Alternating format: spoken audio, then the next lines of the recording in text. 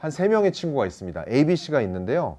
둘 다 월급은 300만 원 정도로 우리가 가정을 해볼게요. 그래서 A는 300만 원을 버는데 300만 원 다 씁니다. 저축 안 합니다. 이런 분들 많이 있죠. 그런데 B는 어떻게 양심 있지 다 쓰냐? 그러면서 200만 원만 쓰고 100만 원은 저축한다 라고 생각을 하는 분이 있고요. 세 번째는 나는 조금 더 열심히 해야지라고 해서 150만 원 절반 정도 쓰고 절반은 저축하는 이런 구조를 가져가는 분이 있죠. 그래서 우리가 보통 현금 흐름이라고 이야기는 할 땐 이런 구조를 이야기를 하는데, 이거에 대한 효과에 대해서 이야기할 때도 보통 우리가 보죠. 1년 후에 어떻게 되죠? 1년 후에 이분은 자산이 여전히 0원일 거고요.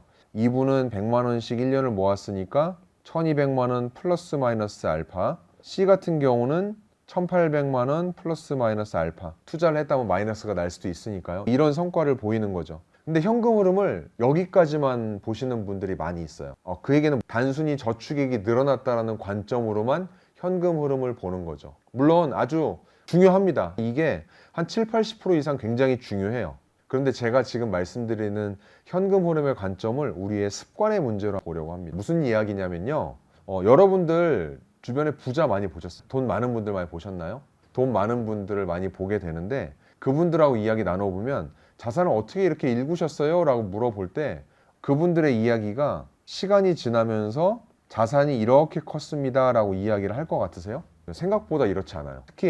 특히 자산을 천천히 일구고 좋은 기회를 만들었던 분들은 이런 현금 흐름의 과정은 시간을 지날 때 거의 티가 나지 않을 정도 천천히 꾸준히 올라가는 느낌이었다고 이야기를 해요. 그런데 이분들이 어떻게 자산을 모았냐면요.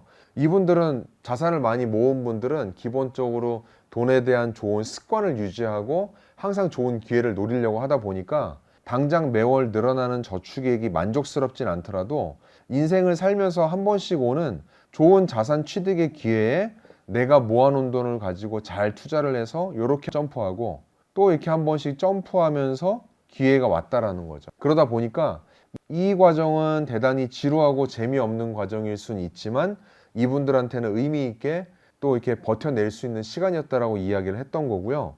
여러분들이 여기서 마찬가지로 이런 자산들을 취득해 나가는 시점이 있을 때 어떻게 우리의 상태가 좋은 습관을 가지고 있느냐에 따라서 이 기회를 가질 수도 있고 갖지 못하고 쳐다보면서 넘어갈 수도 있다는 거죠. 제가 예를 들어보도록 하겠습니다. 어떤 분이 아주 오랜 시간 동안 돈을 열심히 모아서 한 2억 정도 모았다고 가정을 해보겠습니다. 2억. 그런데 이분이 좋은 습관을 가지고 유지하다가 이런 타이밍에 부동산을 살 수 있는 기회가 찾아왔어요. 그런데 보니까 2억 가지고 집 사기가 쉽지 않더라라는 거죠. 그래서 이분은 고민을 하다가 대출을 받아가지고 2억 정도의 대출을 더 껴서 부동산을 매입을 하기로 합니다. 4억짜리 집인 거죠. 4억이 돼버렸는데요. 우리가 대출을 받는다라고 하는 것의 의미는 뭐죠? 대출을 빌림으로 인해서 그거에 대한 원금과 이자를 상환하는 우리의 책임감이 생겨버리는데, 이런 케이스를 볼게요. 2억에 대한 원금과 이자를 갚아나가는 거에 대한 금액을 우리가 계산을 해봐야 되지만, 예를 들어 이게 대략 한 100만 원 된다고 가정을 해보겠습니다. 100만 원 된다고 가정을 했을 때 A는 어때요?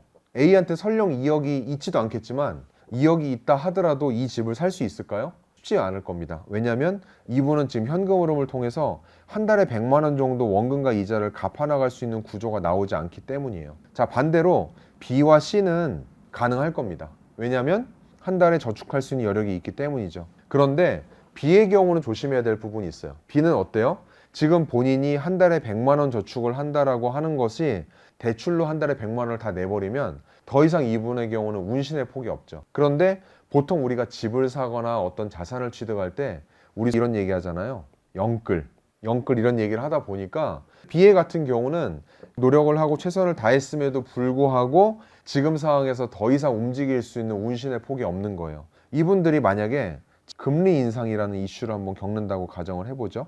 그래서 원래는 100만 원만 냈으면 되는 원금과 이자가 갑자기 150만 원을 내야 된다라고 하면 B인분은 굉장히 고통스러울 겁니다. 지금 지출해서 추가적인 50만 원을 더 깎아내리는 것도 쉽지 않을 뿐더러 이것도 안 된다라면 돈을 빌리거나 해야 되는 상황들이 올 수 있다는 거죠. 그래서 우리가 좋은 현금 흐름을 가져가고 한 달에 내가 얼마씩 저축하고 지출한다라는 것을 정확히 아는 것은 우리가 앞으로 살아나가다 보면 돈에 대한 의사결정을 해야 될 일들이 분명히 올 텐데 거기에 대해서 내가 움직일 수 있을 것인가 어려울 것인가라는 것을 미리 판단하고 의사결정을 할 수 있는 그런 시간이 되기도 합니다. 그런데 C의 경우는 어떻죠? 100만 원 정도 지출하는 게 물론 작은 금액은 아니지만 150 중에서 100만 원을 지출한다 하더라도 여전히 50만 원 정도는 다른 형태의 저축을 하면서 버틸 수가 있는 거죠. 움직일 수 있는 여지가 있다 보니까 이분의 입장에서는 조금 더 편하게 부동산을 구입하는 데 부담을 좀 줄여 나가실 수가 있습니다. 그래서 다시 정리하면 좋은 현금 흐름을 갖는다라는 것은 목돈을 모아 나갈 수 있는 좋은 가능성을 미리 확보한다라는 차원이 있고, 다른 한편 나중에 어떤 자산을 취득을 할 때 이것을 사는 거에 대한 충분히 할 수 있는 컨디션을 만들어 온다는 측면에서 우리가 현금 흐름을 이해할 수 있습니다.